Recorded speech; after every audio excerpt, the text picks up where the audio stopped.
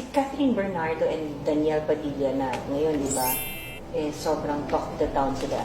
Mayayanig pa ba sila ng any intriga? Naku, Katniel pa naman ako, wag naman sana. May hate ko talaga pagka hate talaga. They are both sharing their luck.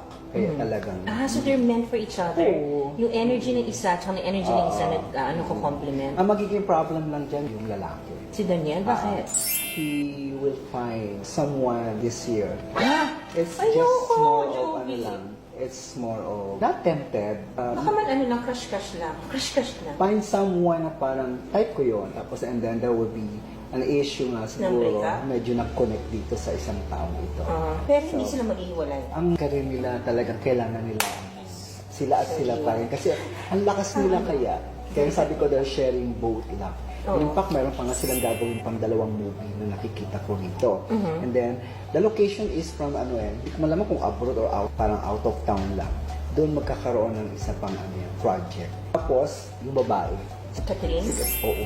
May magandang gagawing role na magiging papel niya for this year na ikagaganda na magkakaroon ng maturity of career. Wala ka na kakaroon ng problema si Katniel, si Catherine, tsaka si Daniel Padilla. Ano bang nababasa mo dito sa issue na ito? Ako na lang ha? Oo, ikaw na lang. Kay Katniel. Pero may third party ako nararamdaman eh. Kanino? Sa lalaki. Ayos sa baraha po ito. Wala kaming kinalaman, baka mamaya i-bash-bash tayo. Ako lang naman ay nagtatanong bilang isang... Actually, yung nila card, magkakaroon pa rin naman ng reconciliation o pagkakasundo pa rin ng dalawa. Naghiwalay sila ngayon? Meron silang issue ngayon na pinagdadaanan. Okay. Parang ito pa nga pagtigil eh. Kumbaga sa isang takbo ng relationship, call off muna tayo. Okay. Tigil muna tayo. May harang pa. May nakikialam, may humaharang. And then there is someone nga parang other side o other party. Lalabas naman yung reason yan. Ito mga susunod, di ko alam kung January or February, sa manggagaling naman ang rason sa lalaki. Pero sa akin, mukhang pagdadaanan lang nila ito. And malalagpasan. Malalampasan naman nila. Basta nagkaroon lang ng pagbabago. Parang sila pa rin yung naanuhan ko na yung kanilang love team. Okay. Pero magbabago kasi ang babae. Kagawa ng sariling ang babae. Yung parang nag-iba ang kanyang imahe. Ibang Kathleen. Catherine, Mas matured. Iba I think it's about time.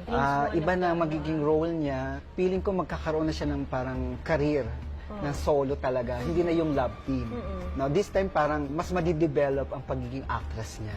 Which is good, di ba? Kasi that's something that we Oo, should kasi all may watch tagumpay out for. ang batang ito. Mabibilang siya sa sa mga panahon nila, alam mo yung mga kilalang artista noon, si Vilma, si Nora, may kakayahan maging ganun siya.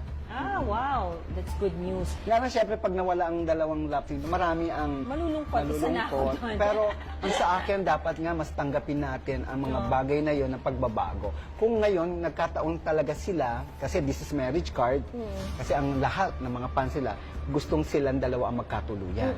I hope meron kasi soulmate naman ang dalawa. Pero kasi ang naanuhan ko ngayon, parang medyo may issue na nangyari. Pero kaya pang ayusin.